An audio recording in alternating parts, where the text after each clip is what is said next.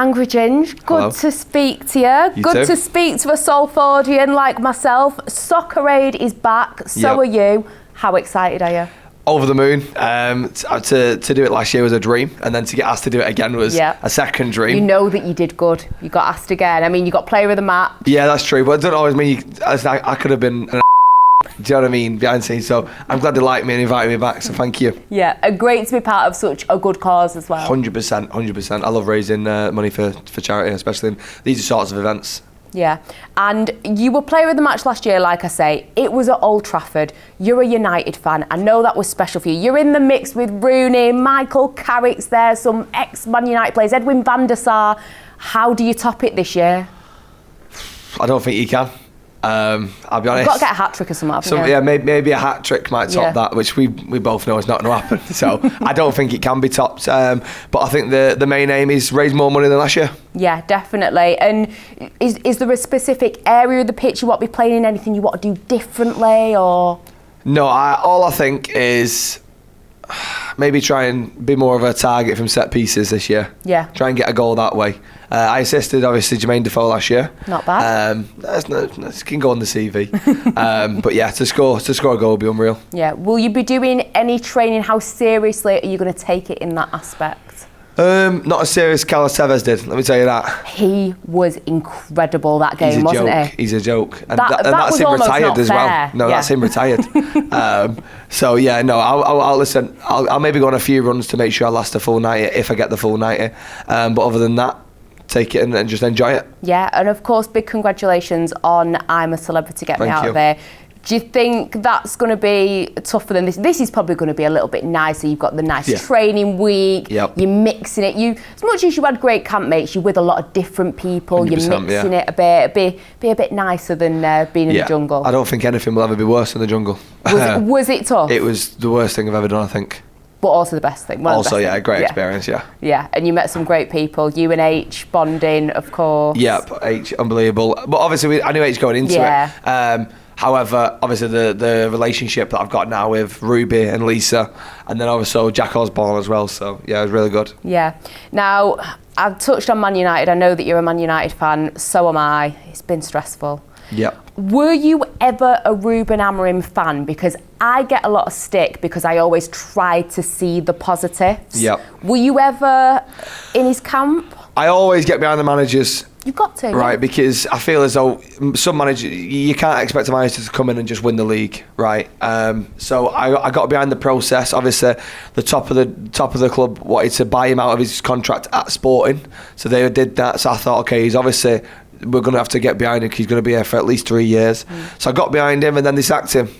So that was a bit pointless because going off stats, he probably gave us nothing to get behind him off. We just lost all the time. But I got behind the process and then it got through in my face. I know, and then everyone else starts having a go at you and you're like, listen, you were just trying your best. You've got to get behind the manager, like you said. Exactly.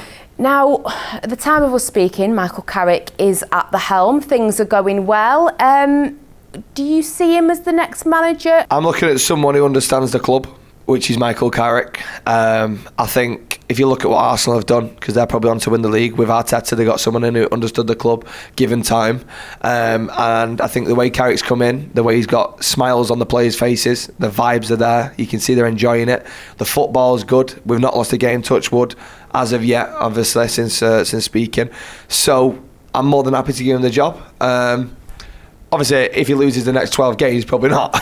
But he's probably not. He's not going to do that. So yeah, if he does well, give him time, and let him do what he can do. You've not got Ollie PTSD?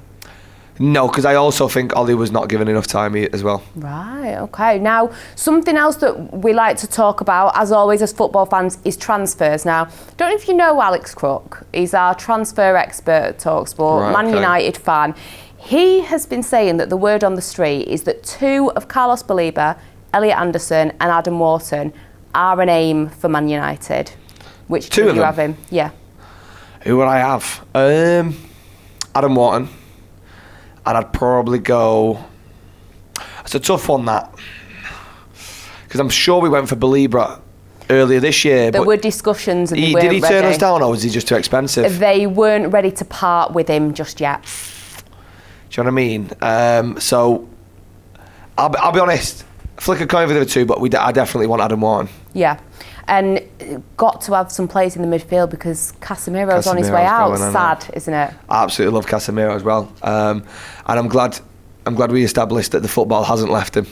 Yes. I'm glad we've got that now. Proved one or two people wrong there, didn't he? Nice to prove a former Liverpool player wrong, isn't it? And Bruno Fernandes, where do you sit on him as a captain? Because a lot of people moan about him. Yeah.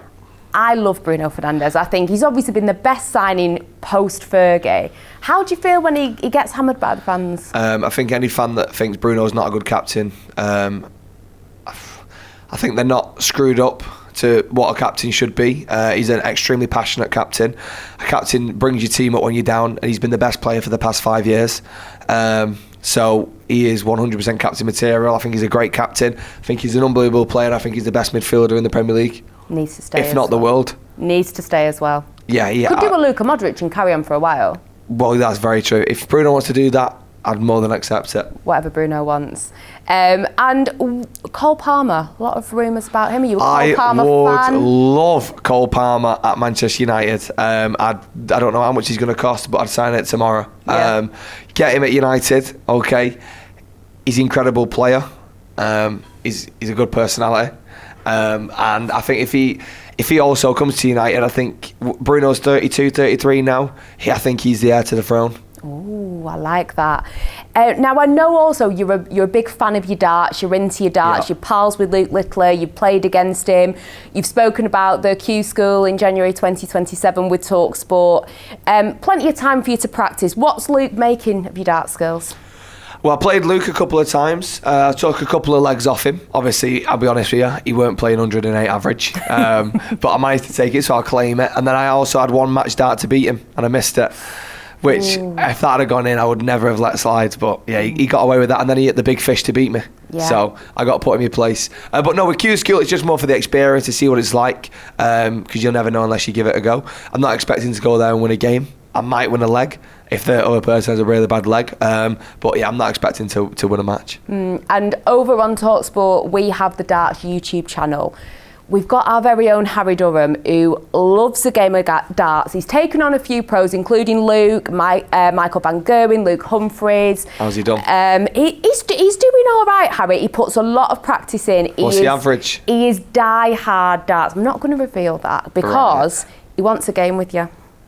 Right, okay. He wants a game with you. He has this YouTube series. He's come close. He has come close. He's come close with beating Littler, Van Gerwen, and who else? And Luke Humphreys, going prize. Yeah, he's had a good go. Listen, right, Harry's a passionate guy, and he has this series called Pub versus Pro. Okay. And he wants to know, is there any chance that we could get you on to have a game? I'll do my research to see if he's going to absolutely hammer me or not. And then if I think I can have him, I'll play him. Yeah, perfect. But I'm not pro though, so what would it be? Pub versus pub? Pub versus pub. Okay. Yeah.